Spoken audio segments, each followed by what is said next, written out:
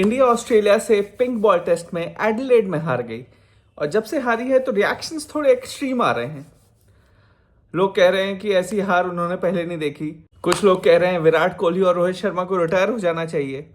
कुछ लोग रोहित शर्मा को कैप्टेंसी से हटने के लिए कह रहे हैं। कुछ लोग गौतम गंभीर को ब्लेम कर रहे हैं। बट क्या इतना ओवर रिएक्शन सही है? आइए देखते हैं एक्चुअली हुआ क्या इस पूरी सीरीज में। अभी तक इंडिया ने बहुत अच्छा क्रिकेट खेला। जो पहला टेस्ट मैच जीते, पर्थ जो one of the fastest pitch कही जाती है, उस पर हम लोग जीते। फिर सेकंड टेस्ट एडिलेड में था, pink ball test. Pink ball test में ऑस्ट्रेलिया का आप रिकॉर्ड देखेंगे तो वो मैच हारता ही नहीं है। लगातार 10 से ऊपर मैचेस जीत चुका है। तो ये मैच भी एक बहुत टफ होने वाला था। हाँ, हम सब ने सोचा था कि एक इंडिया अच्छी फाइट देगी और जहां तक जीत भी जाएगी। लेकिन अगर आप ऑब्जेक्टिवली देखें तो ऑस्ट्रेलिया टूर पे 2 मैच के बाद, वो भी जब पर्थ का मैच हो चुका है और पिंक बॉल टेस्ट का मैच हो चुका है और आप 1-1 लेवल हैं, तो ये बहुत अच्छी पोजीशन है। मतलब खराब पोजीशन तो कहीं से भी नहीं है अगर आप ऑब्जेक्टिवली देखें तो। हाँ, अगर आप अभी के जो मैच हारने के दुख में, इमोशंस में बह के, जैसे लोग कह रहे हैं कि आपस में ही लड़े जा रहे हैं, एक तो ये चीज़ मुझे समझ में नहीं आ रही भाई कि इंडियन क्रिकेट में आजकल ये क्या हो गया है यार। धोनी फैंस आ जाते हैं बीच में, वो कोहली फैंस और रोहित फैंस के पीछे पड़े जाते हैं। वो रोहित को हटाना चाहते हैं, कोहली को हटाना चाहते हैं। फिर आपस में विराट फैंस और रोहित फैंस भिड़ जाते हैं। मतलब ऐसा लग रहा है ऑस्ट्रेलिया से ज़्यादा मतलब दुश्मनी तो उन लोग को आपस में है कि कोहली के फैंस नहीं चाहते हैं कि रोहित रन बनाए, रोहित के फैंस नहीं चाहते हैं कि विराट रन बनाए।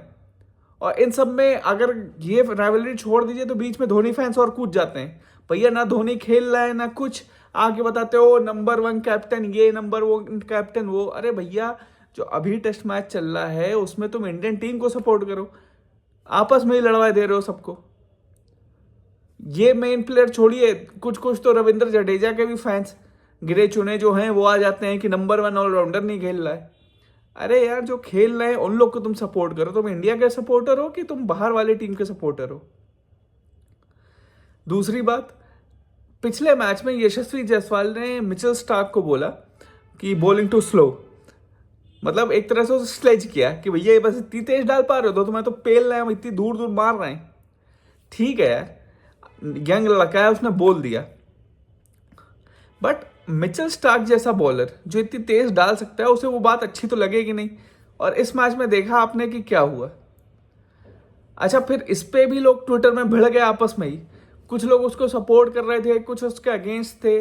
अच्छा, जो लोग यशस्वी जायसवाल को सपोर्ट कर रहे थे, उन्होंने देखा कि जो यशस्वी जायसवाल से कह रहे हैं कि भैया तुम्हें स्लेजिंग करना चाहिए थी, तो मैच छोड़ के वो इंडिपेंडेंस तक पहुंच गए कि भैया तुम लोग की तो सोच ही ऐसी है, अंग्रेजों से तुम लोग दब के रहते हो, तुम लोग कभी आगे बढ़ नहीं पाओगे।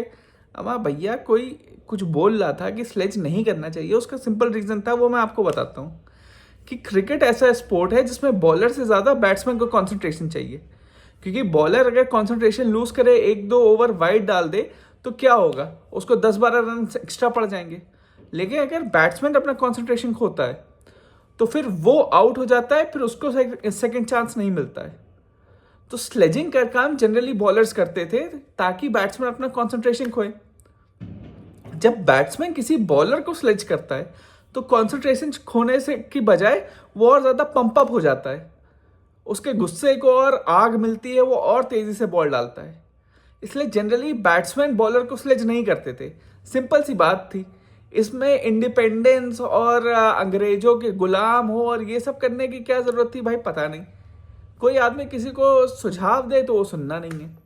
और ये सिर्फ ऐसा नहीं है कि यशस्वी जायसवाल ने ऐसा किया तो लोग कह रहे हैं कि भैया स्लेजिंग एजिंग नहीं करनी चाहिए। किसी भी स्पोर्ट में ऐसा होता है। अगर आप लोग फुटबॉल देखते हैं तो एक मैच था यूएफए चैंपियंस लीग का जिसमें क्रिस्टियानो रोनाल्डो को ओपोनेंट टीम का कोच था एथलेटिको मैड्रिड का, डिएगो सिमियोने, उसने एक एक्शन कर दिया था हराने के बाद। मतलब थोड़ा वल्गर सा कि भाई तुम्हारे अंदर अब जज्बा नहीं रहा, तुम कुछ नहीं कर पाओगे, जो हमारे प्लेयरों में दम है वो तुम्हारे अंदर नहीं है। तो सबने कहा कि यार इतना बड़े प्लेयर है तो उसके सामने अभी तक एक गेम बचा है। मतलब वो एक गेम जीते थे, दूसरा गेम फिर यूवेंटस के घर पे होना था। तो सबने ये कहा कि भैया ठीक है यार, तुम जीत गए हो, लेकिन इतने बड़े प्लेयर को स्लेज नहीं करना चाहिए। और क्या हुआ, अगले मैच में रोनाल्डो छा गया, उसने हैट्रिक मारी और अपनी टीम को जितवा दिया। सेम स्टोरी बास्केटबॉल में भी आप देखें, माइकल जॉर्डन एक प्लेयर था, उसे अगर वैसे तो वो हर मैच में अच्छा खेलता था, लेकिन मान लीजिए कभी वो अच्छे दौर से नहीं गुजर रहा और कोई उसे कुछ कह दे, तो मजाल है कि फिर अगले मैच में वो अपना बेस्ट परफॉर्मेंस ना दे। फिर आप ये समझ सकते हैं कि ये जितने भी बड़े प्लेयर्स हैं वो सब इसको एक फ्यूल की तरह यूज करते हैं कि कोई उन्हें कुछ बोले, उनके ईगो को हर्ट हो, फिर वो किसी को नहीं छोड़ते हैं। तो भाई एटलीस्ट बॉलर्स को और वर्ल्ड क्लास बॉलर्स को तो आप दूर ही रखो, उन पे आप ज़बरदस्ती ये सब छीटाकशी करके एक स्लेज करके उनको और जोश ना दो कि वो और तेज़ी से बॉल डालें और अच्छे से बॉल डालें। ये एक चीज़ जो थी, जो मैं देख रहा था कि ट्विटर पे जो चीज़ बढ़ती है आजकल, लोग इंडिया में आपस में ही भिड़े जा रहे हैं यार। और इससे एक चीज़ और साबित होती है कि भाई अगर इंसान लड़के ही मानेगा, अगर ओवरऑल देखें बाहर में लड़ रहा है तो अंग्रेजों से लड़ रहा है, ऑस्ट्रेलियन से लड़ रहा है, इंडिया के अंदर देखें तो हिंदू मुस्लिम में लड़ रहा है, और अंदर आ जाए तो हिंदुओं में आपस में सब कास्ट में लड़ाई है, उससे अंदर एक घर में आ जाए तो भाई भाई लड़ रहा है। तो मतलब इंसान की फितरत ही है लड़ना, उससे आप बच नहीं सकते। लेकिन अभी इस कॉन्टेक्स्ट में जैसे इंडिया और ऑस्ट्रेलिया का मैच हो रहा है, तो इसमें जब 1-1 पे आप हैं तो इतना ओवर रिएक्ट करने की जरूरत नहीं है कि भैया रोहित शर्मा को टीम से हटाओ, विराट कोहली को हटाओ, गौतम गंभीर को हटाओ। क्योंकि ऑनेस्टली अगर आप प्रैक्टिकली सोचें तो भाई 1-1 बाहर जाके आप अभी सीरीज में हैं, और मोस्ट इंपॉर्टेंटली जो आप उनके 2 स्ट्रॉन्ग मैचेस निकल चुके हैं, मतलब आपका पर्थ निकल चुका है, उनका पिंक बॉल टेस्ट एडिलेड का निकल चुका है। अब जो 3 मैचेस बचे हैं उसमें से एक एमसीजी में है, एक सिडनी में है। दोनों की पिचेस इंडिया के मुताबिक होंगी, मतलब इंडिया को जैसी पिचेस पे खेलने की आदत है वैसी है, क्योंकि इतनी पेस नहीं है जितनी ये पर्थ में और ब्रिस्बेन में मिलती है, गाबा में मिलेगी अभी। तो इनफैक्ट मैं तो ये कहूँगा कि अगर अगला मैच जो गाबा में है वो ड्रॉ भी हो जाता है, या इंडिया फाइट दे के, मैं तो ये भी कहूँगा छोटे मोटे अंतर से हार भी जाती है, तो उसके बाद भी ऐसा कोई बहुत पहाड़ नहीं टूटा है। तो क्योंकि जो आखिरी 2 मैच हैं सिडनी के और मेलबर्न के, उसमें इंडिया का ज़्यादा चांसेस है जीतने का। जिसने भी ऑस्ट्रेलिया में क्रिकेट फॉलो किया है वो ये समझता है, वो जानता है कि मेलबर्न और सिडनी इंडिया के लिए फेवरेबल होंगे। इस बार ऑस्ट्रेलिया ने पहले ही 3 मैच ऐसे रखे हैं जिसमें उन्हें लगा था वो शुरुआत में ही डोमिनेट कर लेगा, ताकि मेलबर्न और सिडनी तक आते आते इंडिया मेंटली हार जाए और फिर उन्हें हराना आसान हो। लेकिन क्योंकि इंडिया पर्थ जीत चुकी है और अभी सीरीज 1-1 है, तो गाबा में अगर ड्रॉ भी खेल जाती है तो मैं 80% ये चांस दूंगा कि इंडिया ये सीरीज जीतेगी, क्योंकि सिडनी में और मेलबर्न में जीतना इंडिया के लिए आसान है। एक रिक्वेस्ट और है आप सबसे कि ऐसा ओवर रिएक्शन की जरूरत नहीं है कि भाई वड़ा पाव बोलने लगे और कोहली को चोकली बोलने लगे, और धोनी फैंस पता नहीं वो कहाँ से आ जाते हैं, कोई आए ना आए वो बीच में आके अपना ज्ञान जरूर देने लगते हैं कि भैया हमारा धोनी था तो ये। भैया हमें भी पता है यार, धोनी था तो 4-0 से ऑस्ट्रेलिया में हारा था, 4-0 से इंग्लैंड में हारा था। तो ज़्यादा ज्ञान ना दे, इंडिया को सपोर्ट करे। और इसीलिए मैं कह रहा हूँ, मैं धोनी के अगेंस्ट नहीं हूँ या रोहित शर्मा के अगेंस्ट नहीं हूँ या विराट कोहली के अगेंस्ट नहीं हूँ, लेकिन ये जो आजकल चल रहा है कि भैया अपने ही प्लेयरों को गाली दो, ये सही नहीं है।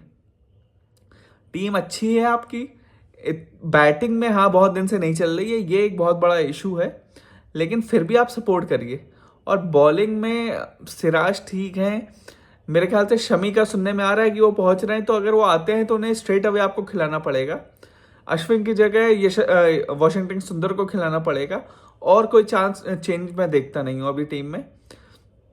ओवरऑल अब भी मैं कहूँगा जिस हिसाब से ये सीरीज प्लान्ड है ऑस्ट्रेलिया के तरफ से कि पहले 3 मैच टफ होने थे, उसमें से अगर आप 2 के बाद 1-1 पे हैं तो बहुत अच्छी सिचुएशन है, और अभी भी कुछ नहीं बिगड़ा है। आप अपनी टीम को सपोर्ट करिए और आप देखेंगे कि कैसे ये टीम उभर के आती है। अभी भी चांसेस हैं कि हम WTC के फाइनल में पहुँचें, बट हाँ हमें अपनी टीम को सपोर्ट करना होगा और ये सोचना होगा कि क्या ऐसी लाइनअप खिलाएं, कौन से ऐसे प्लेयर्स को ऐड कर सकते हैं जिससे हम और स्ट्रांग बने। क्योंकि अगर आप बैटिंग देखें तो ऑस्ट्रेलिया की भी ऐसी कोई बहुत अच्छी नहीं है। पिछले मैच में ज़रूर लबुशेन ने अच्छे रन बनाए, लेकिन बस वो एक ट्रेविस हेड की 140 रन की अगर आप इनिंग्स हटा दें तो फर्स्ट इनिंग में दोनों टीमें 180-185 पे ही ऑल आउट थी। तो ज़्यादा डिफरेंस है नहीं दोनों टीमों में, और यही आपको आगे भी दिखेगा। तो अभी इतना निराश ना होए, इतना आपस में ना बढ़ने लगें और थोड़ा वक्त दें। अगर इस सीरीज में भी कुछ नहीं होता है तो आप थोड़ा बहुत बोल सकते हैं, लेकिन उसमें भी इतना नहीं कि एकदम सबकी आप खानदान पे आ जा रहे हैं, एकदम ऐसा लगता है कि जैसे इन लोगों ने आप लोग को कभी खुशी दी ही नहीं है। ऐसा ना करें, इंडिया को सपोर्ट करें, इंडिया अच्छा करेगी।